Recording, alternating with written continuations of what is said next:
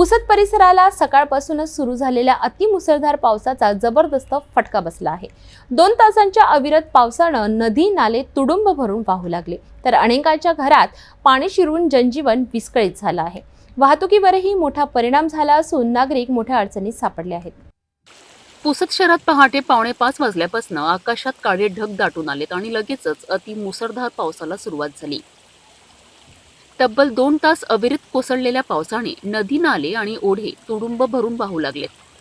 शहरातील सखल भागात मोठ्या प्रमाणात पाणी साचले, तर अनेक नाल्यांना पूर आल्याने पुलावरून पाणी वाहू लागलं। त्यामुळे शहरातल्या काही मार्गावरील वाहतूक पूर्णपणे विस्कळीत झाली आहे। लक्ष्मीनगर परिसरातील नाल्याला आलेल्या पुरामुळे शेजारील घरांमध्ये पाणी शिरले। रत्ना शेडके यांचे घर त्यात बुडाले असून मोलमजुरीवर उदरनिर्वाह करणाऱ्या शेडके कुटुंबियांचे मोठे नुकसान झाले आहे। अचानक पडलेल्या या पावसामुळे नागरिकांना घराबाहेर पडणेही कठीण झाले आहे। बाजारपेठेत पाणी साचल्याने दुकानदारांनाही फटका बसला आहे।